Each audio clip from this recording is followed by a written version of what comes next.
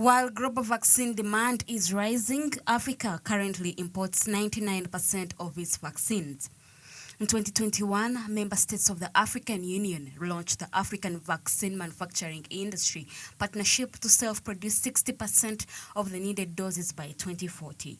A study by SEATINI Uganda highlights the crucial role of trade, investment and intellectual property policies in achieving Africa's goal of producing 1.5 billion vaccine doses annually by 2040. The COVID pandemic was an eye-opener because we didn't have our own vaccines. We had to depend from outside the country, from developed countries. And you remember the developed countries even had boosters, second boosters, before we got our own, before they gave us the vaccines. So that was an eye-opener that as Africa, we need to manufacture our own medicines, our own vaccine. Today, the entire continent, we import 99% of our vaccines. They come from outside. But there have been efforts on the ground to address that issue.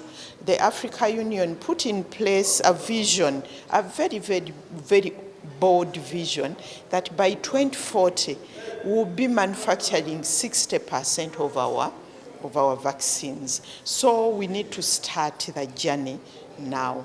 As you know, Uganda will have also been trying to manufacture our vaccine, but there are challenges because you can't manufacture vaccines in the vacuum.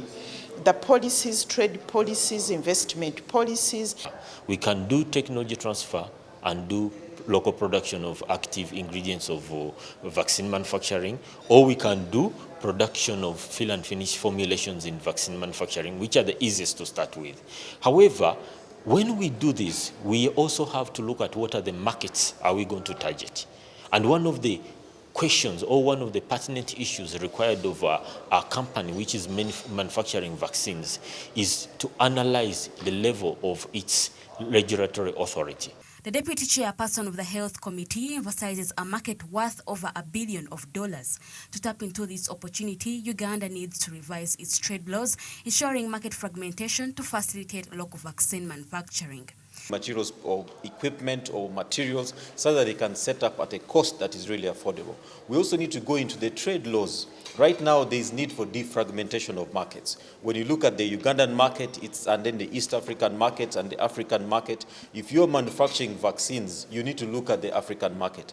Unfortunately, you require to register that drug or get approvals for that vaccine in 55 African countries. If it takes you 1 year to get one approval, then it means that's 55 years. So there's need for an amendment of the trade laws, not just at national level, but at regional and African level, so as to defragment the markets and merge the markets and make it more viable itself. We also need to see.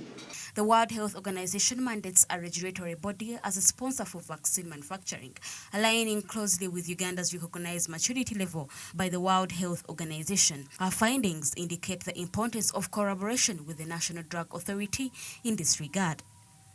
Moving to attain level 3 maturity so that all our products, especially vaccines, are exported even to the first world.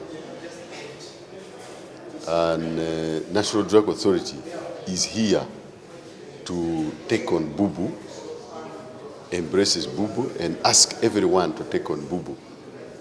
And by doing that, exactly what we are doing is supporting local manufacture. We support local manufacture. I will not say that the National Drug Authority has capacity, because I'm not yet so sure. It would be a question they would answer if at all actually they are part of the boards of these organizations, because they could be members without voting rights than other people who develop the visionary structure of running these organizations. That is why, for me, on the part of manufacturers, I'd pushed with our corporation as Uganda Pharmaceutical Manufacturers to have a seat on the board of National Drug Authority, at least in the creation of its vision, to be able to put input that is relating to the ways or the standards of where we are, and we grow together, because it does not help for a regulatory body to grow when the stakeholders it serves are down at a given level. It does not really help. So for national